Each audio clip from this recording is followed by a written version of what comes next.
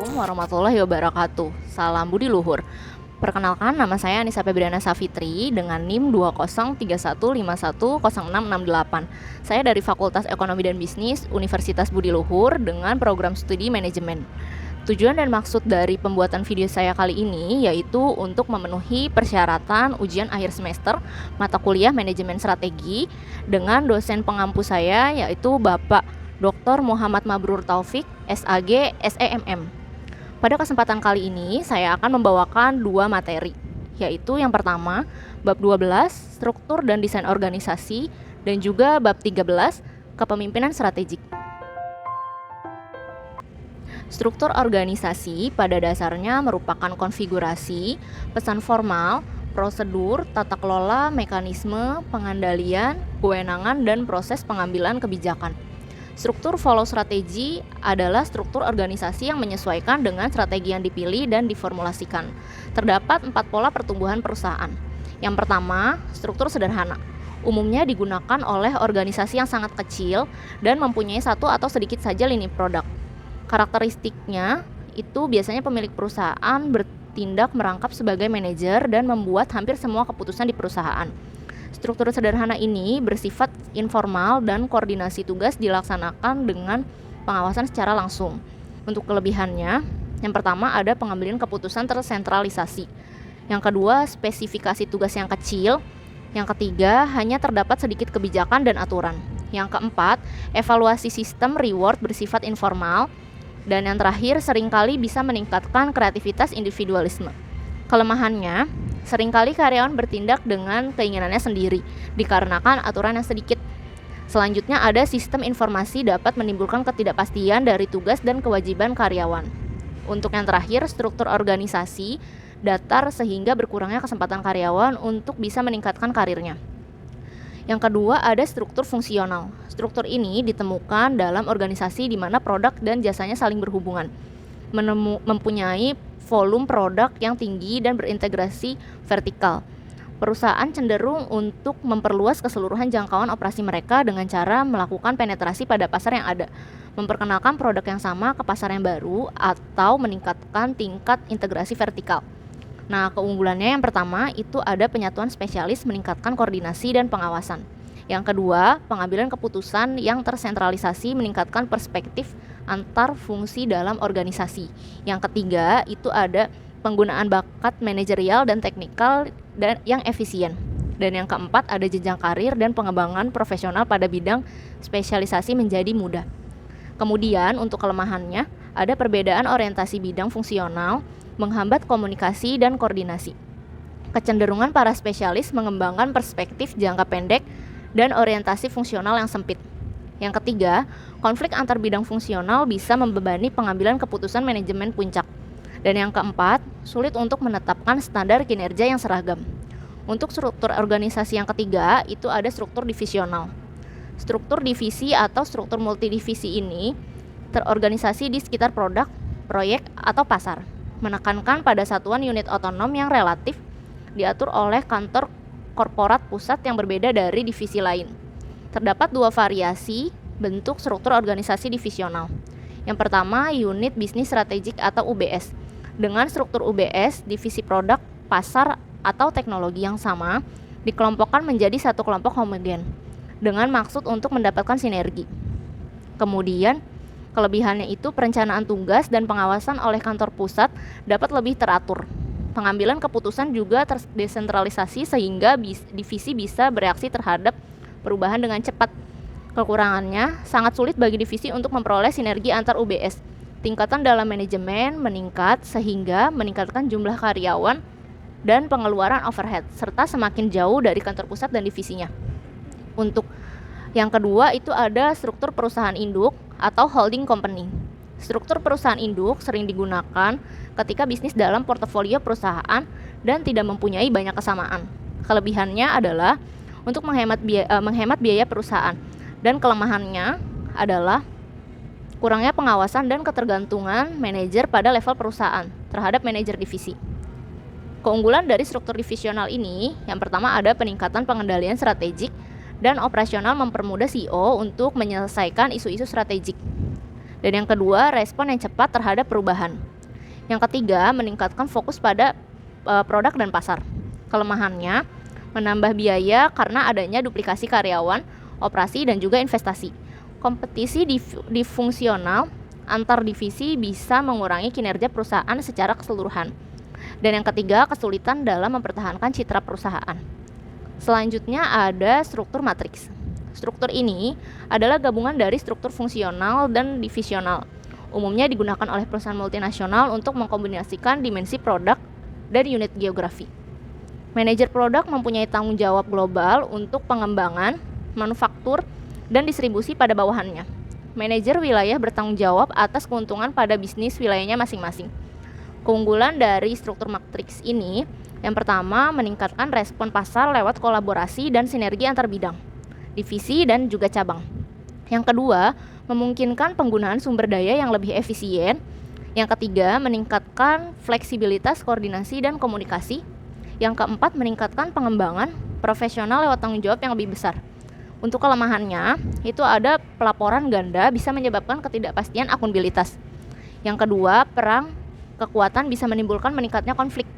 Yang ketiga, hubungan kerja menjadi lebih rumit dan terjadi duplikasi SDM. Dan yang keempat, ada ketergantungan yang berlebih terhadap proses kelompok dan kerja tim yang memperlambat pengambilan keputusan. Yang terakhir, ada operasi internasional. 3 hal yang mempengaruhi struktur yang diadopsi perusahaan dalam operasi internasional, yaitu yang pertama, tipe strategi yang mendorong perusahaan dalam operasi luar negeri, keanekaragaman produk, dan perluasan di mana perusahaan bergantung pada penjualan di luar negeri. Tipe struktur yang digunakan untuk operasi organisasi internasional suatu perusahaan yaitu yang pertama ada divisi internasional, yang kedua ada divisi area geografis, yang ketiga ada divisi produk internasional, yang keempat ada matriks internasional, dan yang kelima ada campuran internasional. Untuk kelebihan dari struktur ini adalah mengambil keunggulan ekonomi dari operasi lokal. Yang kedua, meningkatkan koordinasi fungsional dalam pasar yang dituju, dan kelemahannya ada sulit untuk menjaga konsisten citra atau reputasi perusahaan. Untuk selanjutnya ada menambahkan tingkatan manajemen untuk menjalankan unit tiap area geografi. Kepemimpinan strategik adalah kemampuan untuk mengantisipasi, memberi inspirasi, mempertahankan fleksibilitas, dan memberdayakan orang lain untuk menciptakan perubahan strategik yang diinginkan. Kepemimpinan strategik perlu dikembangkan karena kepemimpinan ini merupakan syarat sukses atau tidaknya bagi sebuah strategi.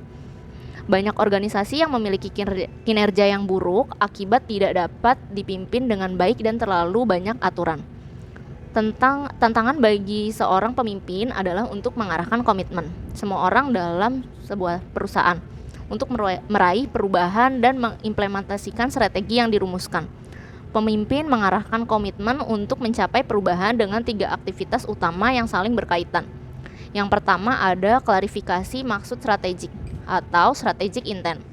Konsep strategic intent ini berasal dari perspektif bagaimana cara mengembangkan perusahaan dan mengimplementasikan strategi. Terdapat 2 macam perspektifnya, yaitu perspektif menurut model strategic fit dan perspektif leveraging research. Yang kedua, mengembangkan organisasi perusahaan. Untuk dapat meraih perubahan, maka pemimpin perlu mengembangkan kembali hal-hal seperti berikut. Yang pertama, memastikan pemahaman umum mengenai prioritas organisasi. Klarifikasi tanggung jawab di antara para manajer dan unit perusahaan. Kemudian memberdayakan para manajer yang lebih baru dan mendorong kewenangan yang lebih rendah di perusahaan. Menemukan dan mengobati permasalahan dalam hal koordinasi dan komunikasi di perusahaan. Mencapai komitmen personal untuk berbagi visi dengan para manajer melalui organisasi, serta selalu berhubungan dengan apa yang sedang terjadi dalam perusahaan dan penyelenggaranya. Yang ketiga adalah cara untuk membentuk budaya perusahaan. Nilai dan kepercayaan yang berkembang di perusahaan akan membentuk kinerja perusahaan. Pembentukan kembali budaya perusahaan ini merupakan aktivitas yang memakan waktu. Para pemimpin menggunakan sistem reward, simbol-simbol, dan juga struktur yang dimaksud untuk membentuk budaya dalam perusahaan. Terdapat 4 macam yang paling penting dan harus dimiliki oleh pemimpin. Yang pertama itu ada jujur. Yang kedua, selalu memandang ke depan. Yang ketiga, mampu memberikan inspirasi. Dan yang keempat, menjalankan semua tugas. Selanjutnya, menjadi pemimpin pasar. Brown and Eisenhower 1998, competing on the edge adalah strategi yang tidak bisa diprediksi, sering tidak terkontrol, dan tidak efisien, namun merupakan best price untuk mengelola perubahan. Competing on the edge ini menawarkan pedoman kontemporer dalam desain dan implementasi strategi yang relevan dalam kondisi industri yang relatif kacau dan hyper kompetisi. Terdapat karakteristik utama dalam strategi competing on the edge. Yang pertama, keuntungan bersifat temporer. Yang kedua, strategi beragam, muncul begitu saja dan sangat kompleks. Yang ketiga, reinventing tujuan utama. Yang keempat, hidup untuk saat ini. Yang kelima, belajarlah dari masa lalu. Yang keenam, raihlah masa depan.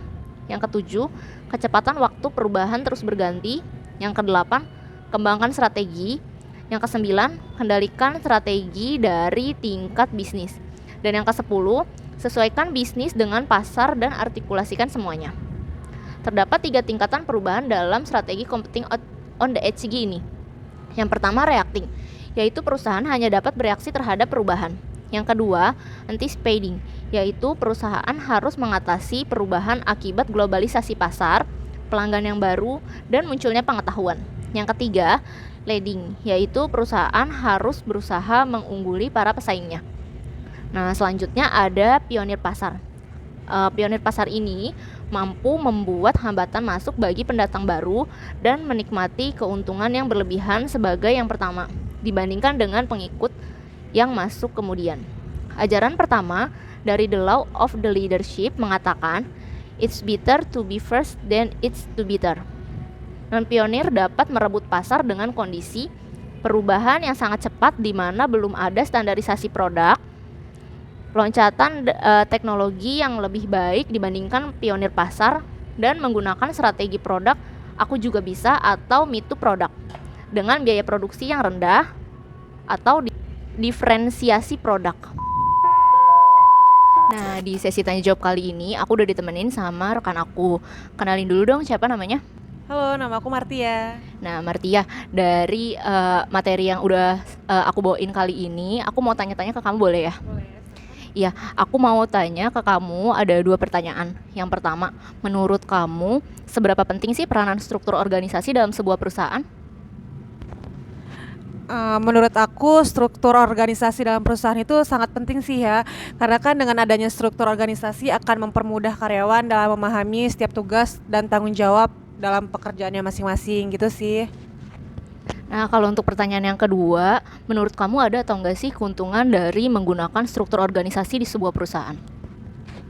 Kalau menurut aku keuntungan yang bisa didapat di perusahaan yang menggunakan struktur organisasi itu bisa mencapai target dan tujuan perusahaan lebih cepat, karena kan setiap karyawan akan mengerjakan tugasnya sesuai dengan uraian dan jabatan yang sudah dideskripsikan oleh atasannya sendiri gitu sih. Oke Martia, makasih ya untuk jawabannya, bagus banget. Untuk kamu ada nggak yang mau ditanyain ke aku? Uh, Kalau aku sih ada sih beberapa pertanyaan. Yang pertama gini, menurut kamu dalam sebuah perusahaan itu pemimpin memiliki peranan yang penting atau enggak?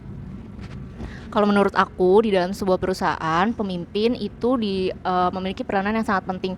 Karena dalam sebuah perusahaan atau organisasi harus ada seorang yang mengatur gitu untuk bisa mengarahkan bawahannya. Karena kalau misalnya dalam suatu organisasi atau perusahaan itu nggak punya pemimpin, mereka nggak akan mencapai visi dan misinya gitu. Jadi sebuah perusahaan itu harus punya pemimpin. Ada pertanyaan lain? Ada sih, satu lagi. Menurut kamu strategi apa yang bisa digunakan untuk menjadi pemimpin pasar? Menurut aku untuk strategi yang bisa kita gunakan itu bisa dimulai dari menciptakan produk yang inovatif. Nah, dari menciptakan produk yang inovatif, kemudian kita menawarkan keunggulan dari produk yang kita buat. Contohnya kalau misalnya kamu punya bisnis skincare, kamu bisa menciptakan banyak produk untuk permasalahan kulit customer kamu gitu, baik itu laki-laki ataupun perempuan, dan kamu bisa memberikan harga yang bersaing gitu. Dan juga untuk yang terakhir, Yang bisa kamu lakukan juga dengan strategi pemasaran melalui pendekatan kepada konsumen, seperti mengadakan webinar dan mengajak konsumen untuk bergabung. Kamu ada pertanyaan lagi nggak? Menurut aku udah sih, itu aja udah cukup bagus kok jawabannya. Udah cukup ya. Oke Martia, kalau gitu makasih ya udah ngeluangin waktunya buat aku tanya-tanya. See you. Demikian penyampaian materi dan sesi tanya jawab yang telah saya lakukan bersama rekan saya Martia yang sudah menemani saya di video kali ini. Mohon maaf sekiranya jika ada kekurangan dalam penyampaian dan pembacaan, dan saya tutup dengan wassalamualaikum warahmatullahi wabarakatuh. Salam budi luhur.